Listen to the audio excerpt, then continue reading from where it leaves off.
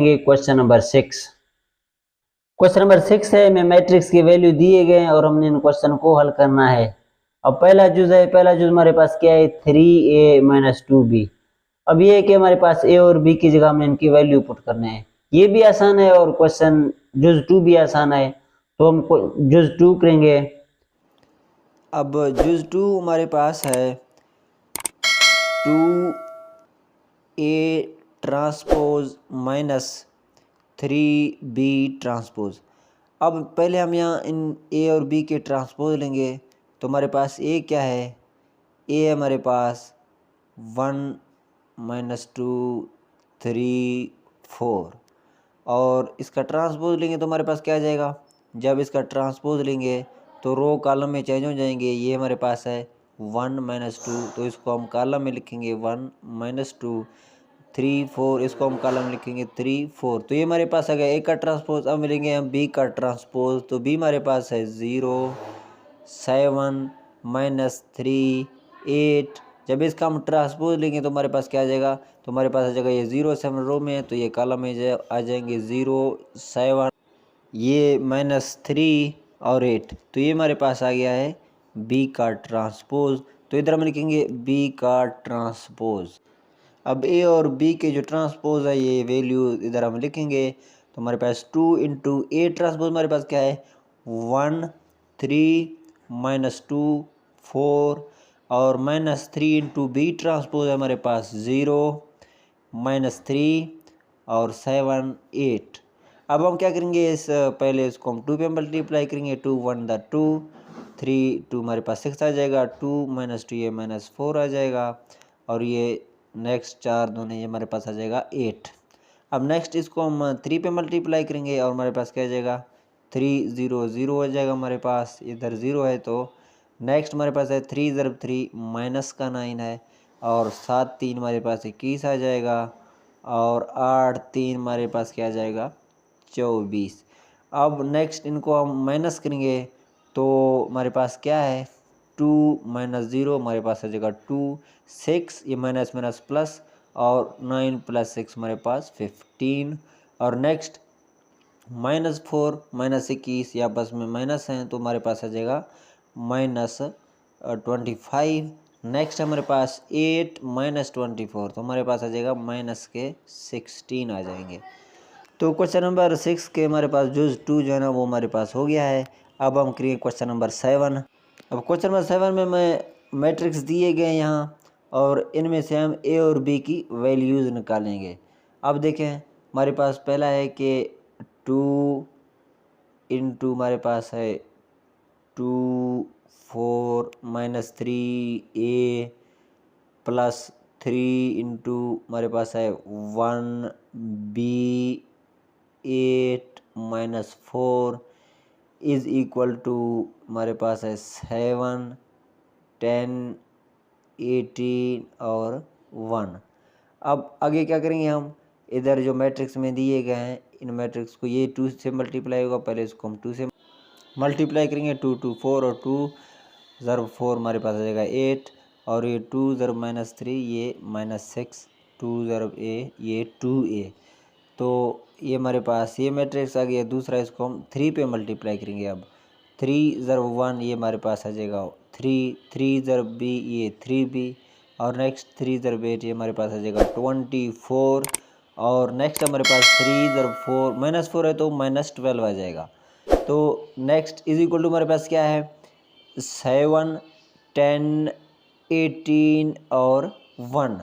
अब हम क्या करेंगे, इन दोनों को आपस में जमा करेंगे, तो 4 प्लस 3 7 आ जाएगा हमारे पास, 8 प्लस 3 b लिखेंगे इधर, और नेक्स्ट हमारे पास माइनस 6 और 24, तो हमारे पास आ जाएगा प्लस के 18। तो नेक्स्ट हमारे पास 2a माइनस 12, तो इसमें क्या है, तो हमारे पास इज इक्वल टू है यहाँ भाई 7 और 10 18 1। अब हम क्या करेंगे, जो एंट्री जो ए और बी में है तो वो एंट्री को आपस में कंपेयर करेंगे, तो क्वेश्चन हमारे पास बन जाएंगे 1 और 2। तो उन क्वेश्चन से हम ए और बी की वैल्यू निकालेंगे। 8a plus 3b is equal to हमारे पास क्या है, किस एंट्री के बराबर है 10 के, तो ये हमारे पास है क्वेश्चन नंबर 1। नेक्स्ट हमारे पास 2a minus 12 is equal to 1। अब हम क्या करेंगे, इन दोनों इक्वेशन से हम a और b की वैल्यू निकालेंगे। अब पहले हमारे पास है इक्वेशन नंबर 1, इसको हम लिखेंगे तो हमारे पास क्या है 8a plus 3b is equal to 10। अब इसमें क्या है कि हम लिखेंगे 3b इज इक्वल टू 10 और उधर प्लस 8 है तो इस साइड पे हमारे पास आ जाएगा -8। तो आगे हमारे पास हम लिखेंगे 3b is equal to 10 minus 8, हमारे पास आ जाएगा 2। तो इधर से आ जाएगा हमारे पास b की value, b is equal to आ जाएगा हमारे पास 2/3। तो अब हम लेंगे इक्वेशन नंबर 2 को, तो इक्वेशन नंबर 2 है हमारे पास 2a minus 12 is equal to 1। तो इस इक्वेशन से हम क्या करेंगे, इस इक्वेशन से हम a की वैल्यू निकालेंगे। 2a minus 12 is equal to 1। 2a जो -12 है इस साइड पे आ जाएगा +12 हो जाएगा, +12 और +1। तो 2a इज इक्वल टू 12 + 1 13। तो हमारे पास a की वैल्यू क्या आ जाएगा, a इज इक्वल टू 13/2। तो ये हमारे पास वैल्यू आ गई a की। तो हमने a और b के वैल्यू निकालने थे, तो हमारे पास क्वेश्चन नंबर 7 कंप्लीट हो गया है। अब हम करेंगे क्वेश्चन नंबर 8। इसमें में मैट्रिक्स दिए गए हैं और कुछ क्वेश्चन दिए गए हैं, उनको हमने वेरीफाई करना होता है, प्रूव करना होता है। अब पहले हमारे पास जब a प्लस बी जिसका जब ट्रांसपोज लेंगे तो हमारे पास a transpose plus b transpose के बराबर आना चाहिए। तो हम पहले लेंगे left hand side. Left hand side हमारे पास a प्लस b का ट्रांसपोज। तो हमारे पास अब पहले हम a और b को आपस में जमा करेंगे तो इनका ट्रांसपोज लेंगे तो हमारे पास आ जाएगा लेफ्ट हैंड साइड। अब पहले हमारे पास a क्या है, तो a है हमारे पास 1 2 0 1 प्लस b हमारे पास क्या है, b हमारे पास है 1 1 2 0। अब इन दोनों को पहले हम आपस में जमा करेंगे, फिर इनका हम ट्रांसपोज लेंगे। तो पहले जमा करेंगे तो 1 + 1 2 और 2 + 1 3, 0 + 2 ये 2 और 1 + 0 1। अब इनका हम क्या लेंगे, ट्रांसपोज लेंगे तो हमारे पास आ जाएगा लेफ्ट हैंड साइड। ये देखें 2 और 3 ये रो में है तो इनको हम कॉलम में लिखेंगे, और 2 1 रो में है तो इनको हम कॉलम में लिखेंगे। तो ये हमारे पास आ गया लेफ्ट हैंड साइड। तो अब हम करेंगे राइट हैंड साइड। तो राइट हैंड साइड है हमारे पास a transpose plus b transpose.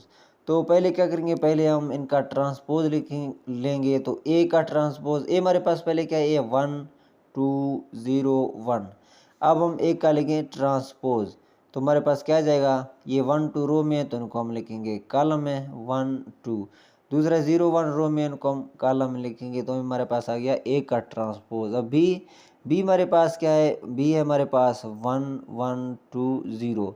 अब इसका ट्रांसपोज लें तो b ट्रांसपोज हमारे पास क्या आ जाएगा, तो 1 1 रो में इनको हम कॉलम में लिखेंगे। तो नेक्स्ट 2 0 रो में है तो इनको हम कॉलम में लिखेंगे, तो हमारे पास आ जाएगा b का ट्रांसपोज। अब ये a ट्रांसपोज b ट्रांसपोज इनकी वैल्यू हम यहाँ लिखेंगे, तो हमारे पास क्या है, राइट हैंड साइड a का ट्रांसपोज प्लस b का ट्रांसपोज।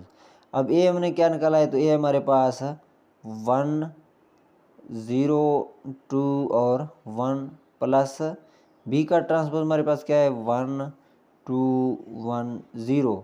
अब इनको आपस में जमा करेंगे तो हमारे पास आ जाएगा राइट हैंड साइड 1 + 1 2 0 + 2 2 2 + 1 ये हमारे पास 3 आ जाएगा, 1 + 0 1। अब देखिए हमारे पास है राइट हैंड साइड और लेफ्ट हैंड साइड दोनों सेम है, तो इसका मतलब है ये हमारे पास a प्लस b का transpose is equal to a transpose plus b transpose proof हो गया है, वेरीफाई हो गया है। अब हम करेंगे question number next. Question number 2 भी इसी तरह है, तो हम क्वेश्चन नंबर 3 करेंगे। तो 3 हमारे पास क्या है, a और प्लस a का ट्रांसपोज इज सिमेट्रिक। तो हमने वेरीफाई करना है कि जब इनको आपस में जमा करेंगे तो हमारे पास सिमेट्रिक आ जाए। अब सिमेट्रिक की हमारे पास डेफिनेशन क्या है, a का transpose is equal to a। तो इसी तरह a प्लस a का ट्रांसपोज लेंगे तो हमारे पास वही जवाब आ जाए, तो इसका मतलब है ये हमारे पास सिमेट्रिक होगा। अब पहले हम निकालेंगे a प्लस a का ट्रांसपोज। अब हमारे पास क्या है, जब इनका हम ट्रांसपोज लेंगे तो जवाब वही a प्लस a ट्रांसपोज आ जाए तो इसका मतलब है हमारे पास ये सिमेट्रिक है। अब पहले हम ए का ट्रांसपोज लेंगे तो ए हमारे पास क्या है, ए हमारे पास 1 2 और 0 1 इनका ट्रांसपोज ले 1 2 और 0 1 रो में इनको कॉलम में, तो ये हमारे पास आ गया ट्रांसपोज। अब इनको आपस में पुट करेंगे तो ए हमारे पास है 1 2 0 1 प्लस ए का ट्रांसपोज हमने क्या निकाला है 1 0 2 1। अब इनको आपस में जमा करेंगे तो हमारे पास क्या जाएगा 1 + 1 2 2 + 0 2 और 0 + 2 2 और 1 + 1 2। तो ये हमारे पास आ गया ए प्लस ए का ट्रांसपोज। अब हम ए प्लस ए का ट्रांसपोज का फिर ट्रांसपोज लेंगे तो हमारे पास जवाब वही सेम आना चाहिए, तो इसका मतलब वो हमारे पास होगा सिमेट्रिक। अब ए प्लस ए का ट्रांसपोज हमारे पास क्या आ जाएगा ए प्लस ए टी हमारे पास 2 2 2 और इसका ट्रांसपोज। जब इसका हम ट्रांसपोज लेंगे तो 2 2 कॉलम में इनको हम रो में लिखेंगे, ये 2 2 इनको हम कॉलम में लिखेंगे 2 2 और ये 2 2 रो में इनको हम कॉलम में लिखेंगे, तो हमारे पास आ गया इसका ट्रांसपोज। अब देखें दोनों सेम है तो हमारे पास वही डेफिनेशन है ए का ट्रांसपोज ए ही आना चाहिए। तो इसी तरह जब हमने ए प्लस ए टी निकाला है फिर हम ट्रांसपोज लिया है तो हमारे पास जवाब वही सेम आ गए। तो इसका मतलब है ये हमने प्रूव किया है कि ए प्लस ए टी हमारे पास सिमेट्रिक है। अब हम करेंगे नेक्स्ट क्वेश्चन, तो बाकी क्वेश्चन भी सारे इसी तरह हैं। अब हम करेंगे क्वेश्चन नंबर 6। क्वेश्चन नंबर 6 हमारे पास है बी माइनस बी का ट्रांसपोज। तो बी माइनस बी का ट्रांसपोज हमारे पास आना चाहिए सी क्यू सिमेट्रिक। तो सीक्यूज मैट्रिक्स का हम निकालेंगे तो हमारे पास ये वेरीफाई हो जाएगा। तो सीक्यूज मैट्रिक्स का हमारे पास डेफिनेशन है जब ए का ट्रांसपोज लेंगे तो हमारे पास आना चाहिए माइनस ए, तो ये हमने वेरीफाई करना है। अब बी माइनस बी का जब ट्रांसपोज लेंगे तो हमारे पास आना चाहिए minus into B minus b t आना चाहिए। अब पहले हम निकालेंगे बी माइनस बी टी। अब बी माइनस बी का ट्रांसपोज हमारे पास क्या है, बी हमारे पास पहले हम बी का ट्रांसपोज लेंगे तो बी का ट्रांसपोज लेंगे तो हमारे पास क्या जाएगा बी है हमारे पास 1 1 2 0। अब इसका हम ट्रांसपोज लेंगे तो ये 1 और 1 रो में उनको हम कॉलम में लिखेंगे 1 1 और 2 0 रो में उनको हम कॉलम में लिखेंगे, तो ये हमारे पास आ गया बी का ट्रांसपोज। अब हमारे पास है बी माइनस बी ट्रांसपोज। अब बी हमारे पास क्या है, बी है हमारे पास 1 1 2 0 और माइनस बी ट्रांसपोज हमारे पास क्या है 1 2 1 0। अब इनको आपस में माइनस करेंगे तो 1 - 1 हमारे पास आ जाएगा 0 और 1 - 2 हमारे पास आ जाएगा -1, 2 - 1 ये 1 और 0 - 0 वही 0 आ जाएगा। तो ये हमारे पास आ गया है बी माइनस बी का ट्रांसपोज। अब इसका दोबारा हम ट्रांसपोज लेंगे तो हमारे पास आ जाएगा minus into B minus B transpose आ जाएगा, क्योंकि तो हमारे पास आ जाएगा सी क्यू सिमेट्रिक। अब हम बी माइनस बी का ट्रांसपोज लेंगे तो हमारे पास क्या आ जाएगा, तो देखें ये इसका ट्रांसपोज जब लेंगे तो 0 - 1 रो में है तो उनको हम कॉलम में लिखेंगे 0 - 1 1 0 रो में है तो उनको हम कॉलम में लिखेंगे, तो हमारे पास आएगा बी माइनस बी टी का ट्रांसपोज। तो ये देखें तो हमारे पास क्या आ गया है। अब हम क्या लिखेंगे, ये 0 1 - 1 या 1 कॉमन लेंगे तो हमारे पास क्या आ जाएगा 0, ये हमारे पास है +1 -1 हो जाएगा, तो ये -1 है +1 हो जाएगा 0 का 0। अब देखिए हमारे पास क्या जवाब आ गया है, हमारे पास आ गया minus b into B minus B का ट्रांसपोज। तो इसका मतलब है हमारे पास सी क्यू सिमेट्री की डेफिनेशन वही है कि ए का ट्रांसपोज माइनस ए आना चाहिए। तो यहाँ हमारे पास है बी माइनस बी का ट्रांसपोज, हमारे पास जवाब आना चाहिए था minus into B minus B का ट्रांसपोज।